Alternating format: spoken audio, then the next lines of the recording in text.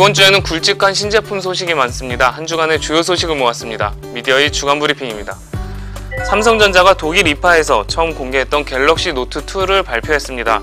전작보다 더 커진 5.5인치 디스플레이를 담았지만 베젤 크기를 줄여서 비슷한 크기를 유지했습니다. 쿼드코어 엑시노스 프로세서에 2GB 메모리를 달았고요. 운영체제는 안드로이드 4.1 젤리빈을 쓰고 있습니다. 또한 멀티 윈도우, 에어뷰, 이지 클립 등 새로운 기능을 넣었는데요. 하지만 가격이 110만원입니다. 드디어 100만원대를 넘어섰습니다. 합당한 가격이라는 삼성전자와는 달리 너무 비싼 것이 아니냐라는 반응이 많습니다. LG전자가 삼성전자 갤럭시 노트 2의 대항마죠. 옵티머스 뷰 2를 출시했습니다. 4:3 비율을 그대로 유지하고 있고요. 5인치 디스플레이를 달고 안드로이드 4.0 ICS 운영체제를 달았습니다. 내부에는 퀄컴 듀얼코어 스냅드래곤 S4 프로세서와 2GB 메모리를 내장했습니다. Q메모, Q슬라이드, Q리모트, 무선 충전 같은 기능을 넣어서 모바일 라이프를 강화했다는 게 그 LG전자의 설명인데요. 지금껏 스마트폰 분야에서 삼성전자에 많이 밀리는 모습을 보였던 LG전자인데요. 요즘 들어서 부쩍 왕성한 활동을 보이고 있는 게 눈에 보입니다. 기대가 되는 측면입니다.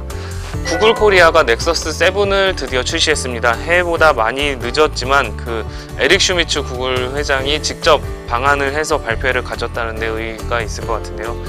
1280800 해상도에다가 7인치 디스플레이에 안드로이드 4.1 젤리빈 운영체제를 넣었습니다. 속에는 쿼드코어인 엔비디아 테그라 3 프로세서와 1GB 메모리를 넣었습니다. 중요한 건 가격인데요. 16GB 모델이 299,900원입니다.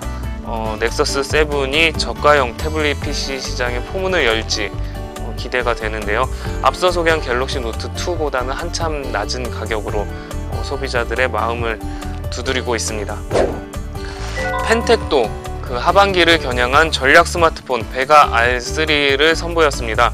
5.3인치 내추럴 IPS 디스플레이와 퀄컴 쿼드코어 스냅드래곤 S4 프로 CPU 그리고 2GB 메모리로 무장을 했고요. 텍스트 액션, 베스트 페이스, 캠퍼스 톡 등의 기능을 넣었습니다. 이준우 부사장은요, 아이폰 5를 넘어서는 편의성을 제공해 국내 2위 제조사 자리를 확고히 할 것이라고 자신했습니다. 이로써 이제 삼성, LG, 애플, 펜텍이 모두 하반기 전략 스마트폰을 출시를 한 셈인데요. 치열한 경쟁에서 어떤 제품이 살아남게 될지 하반기 스마트폰 시장 눈여겨볼 만합니다. 삼성전자와 LG전자가 맞붙었습니다. 삼성전자가 냉장고 용량의 불편한 진실이라는 동영상을 유튜브에 올리면서 LG전자 냉장고가 표기 용량보다 덜 들어간다고 비방을 하면서 비교 광고를 했는데요. 이에 대해서 LG전자는 기술표준원에서 정한 KS 규격을 따르지 않은 실험으로 자사를 비하했다고 반박을 했습니다.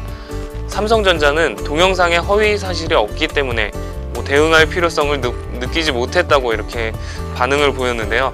두 회사의 대결이 관심을 끌고 있습니다. 하지만 소비자에게 정작 중요한 건 무엇인지 좀 생각을 해봤으면 하는 생각입니다. 이번에는 법정 소송까지 갔습니다. LG 디스플레이가 삼성전자와 삼성 디스플레이를 상대로 OLED 관련 기술 특허 7건에 대해 특허 침해 금지 소송을 제기했습니다. 삼성 디스플레이의 OLED 패널과 이를 적용한 삼성전자의 갤럭시 S, 노트 탭 등의 모바일 기기가 자사 특허 기술을 침해했다고 하는 내용인데요. 삼성 디스플레이 측은 이에 대해서 세계 OLED 시장의 98% 점유율을 차지하고 있다고 하면서 정확하게 확인한 뒤에 법정 대응을 할 것이라고 밝혔습니다. 특허 기술을 침해했다고 하는데 OLED 시장 점유율로 대응을 한 삼성 디스플레이의 반응입니다. 현재 두 회사는 삼성전자 측이 제기한 OLED 기술 유출 관련 소송을 진행 중에 있고요. 이번 일로 인해서 LG 디스플레이가 명예회복을 할 것인지 좀 귀추가 주목되는 부분입니다. 애플 아이폰 5가 출시 3일 만에 9개 나라에서 500만 대 판매를 기록했습니다. 하지만 그만큼 지도에 대한 불만도 커지고 있는데요. 소셜 분석 업체 소셜베이커스에 따르면 구글 지도와 애플 지도를 비교하는 트윗 중에서 구글 지도를 더 선호하는 멘션이 71%로 애플 지도의 3배가 넘는다고 밝혔습니다. 모토로라는 애플 지도를 대놓고 조롱하는 광고를 싣기도 했는데요. 한편 그 에릭 슈미츠 구글 CEO는 구글 지도가 애플 승인 대기 중이라는 보도를 전면 부인하고 한동안 아이폰에서 구글 지도를 볼 수 없을 것이라고 단언했습니다. 애플의 지도가 어떻게 될지 좀 기대가 되는데요.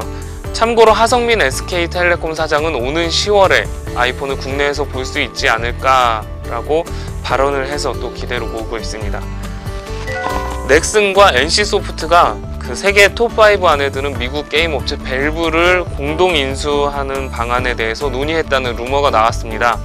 미국 하와이에서 비공개로 열린 그 넥슨 개발자 서밋에서 김정주 넥슨 사장과 김택진 NC소프트 사장이 만나서 이 안건에 대해 심도 있게 논의를 했다고 하는데요.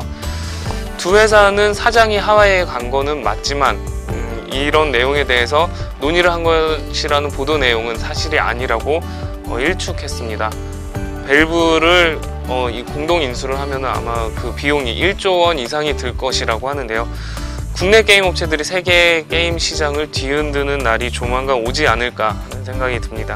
시장조사기관 가트너가 마이크로소프트의 새로운 운영체제죠. 윈도우 8에 대해서 비스타보다도 실패할 것이라는 부정적인 전망을 내놨습니다. 기존 방식과 너무 달라서 소비자가 외면할 것이라는 설명인데요. 한편으로는 그 폴 오텔리니 인텔 CEO가 지난 25일에 그 인텔 직원들이 모인 자리에서 윈도우 8은 개선할 필요가 있다라고 발언을 해서 파문이 일고 있습니다. 아직 미완성된 제품이고 하반기 출시 일정을 맞추기 위해서 너무 급하게 내놨다라고 얘기를 했다고 합니다. 실제로 마이크로소프트는 그 운영체제를 내놓을 때마다 실패와 성공을 그 반복해서 하고 있는데요. 이번에도 이 법칙이 적용이 된다면 윈도우 8은 실패를 해야 되는 차례입니다.